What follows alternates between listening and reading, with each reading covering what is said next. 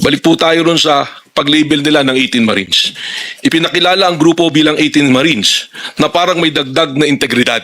Halimbawa, ginamit ang label na ito sa media para palakasin ang kredibilidad ng grupo kahit hindi naman miyembro ay tunay na Marines.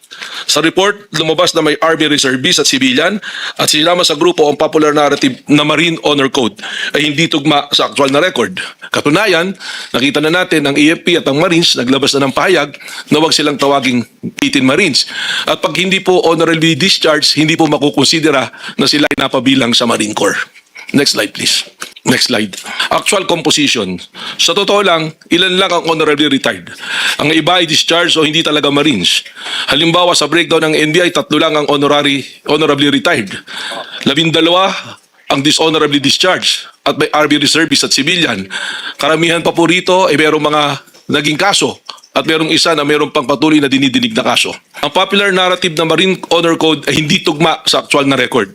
Ang Philippine Marine Corps mismo ang nagsabing karamihan ay dishonorably discharged at maikli lamang ang serbisyo. Meron po rito 10 ban lang na nagserbisyo sa Marine, nag-abol na po. At ang karagdagan po rito, para tawagin sila na Marines, matagal na po yung ibang wala sa Marine Service bago po na-recruit ng grupo po ni dating Congressman Saldico.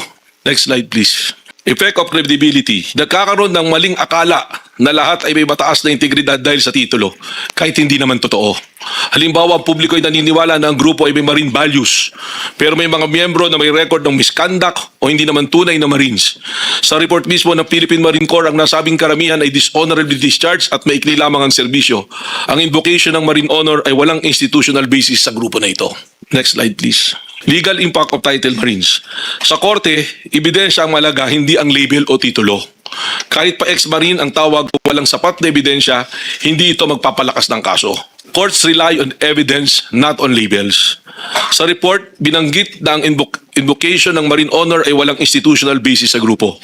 Ang Supreme Court ay nagsabi ng probative value ay nakasalalay sa personal knowledge, hindi sa titulo o sa label. Next slide please. Dependent recollection. Ang tunay na malakas na ebidensya ay galing sa sariling karanasan ng testigo.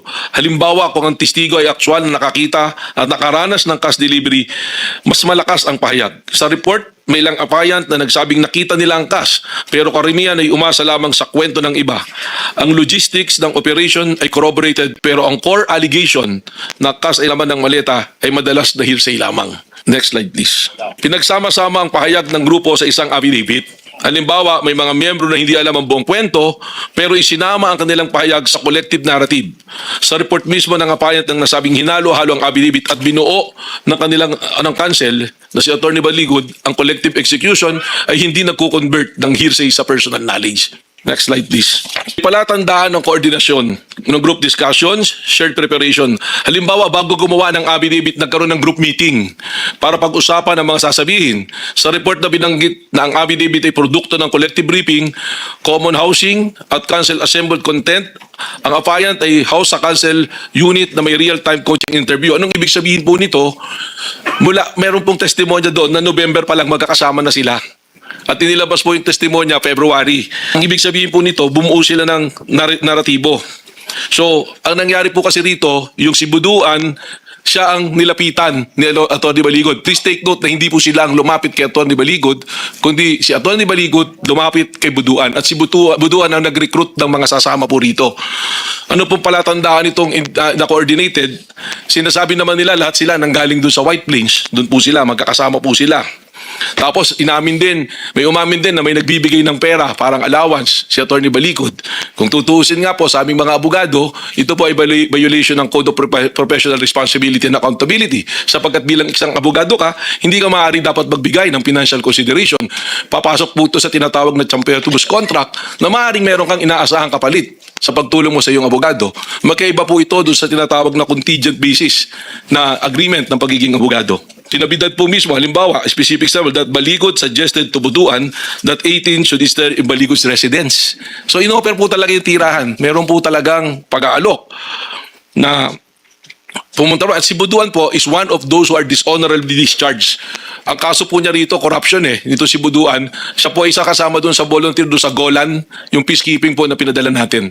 So meron po kaming, halimbawa lang po yun, ang NBI po ay may record, service record ng lahat po ng 18 ito. Next slide, please. Legal implication. Ayon sa batas, kapag coordinated ang testimonya, bumaba ang probative value nito. Halimbawa, kung pare-parang wording ng affidavit, maaaring indikasyon ng coaching o collusion. Coordinated testimony reduces probative value.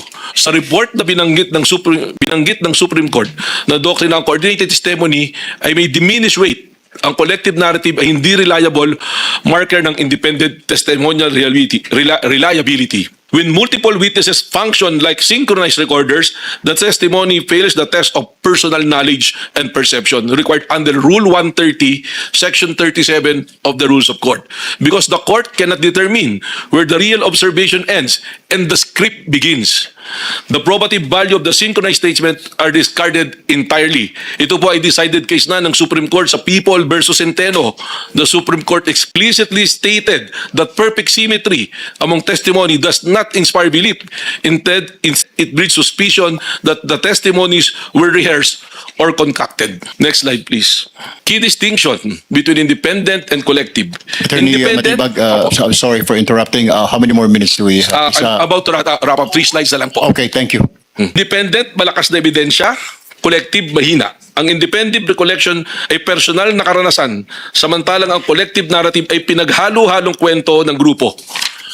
Sa report, lumalabas na ang logistics ng operation ay corroborated, pero ang core allegation, nakas ang laman ng maleta, ay madalas hearsay lamang. Next slide, please. Integrated findings, weak evidence, misleading title, non-independent testimony. Tatlong issue. Mahina ang ebidensya. Misleading ang title at hindi independent ang testimonya.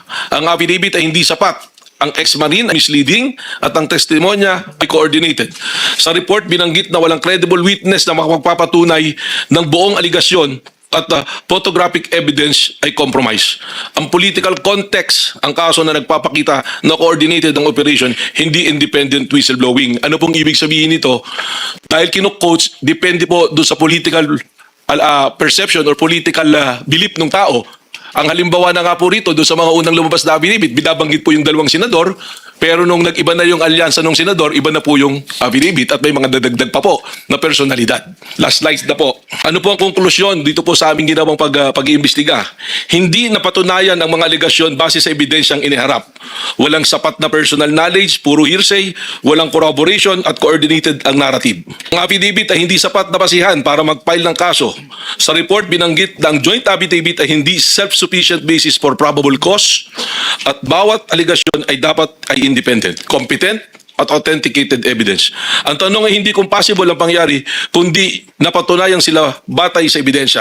At ang kasong ito, hindi nila napatunayan. Maraming salamat po and we can submit the full report to the committee. Thank you. Yes, and just an administrative matter to the director. The report, please, and the attachments, including the affidavits of the 6 or 5 Five po yung pumirma po. Yes. Pero we're able to get everyone na recorded po dito. Yes, so the report plus the attachments so that we have a full appreciation of your documents.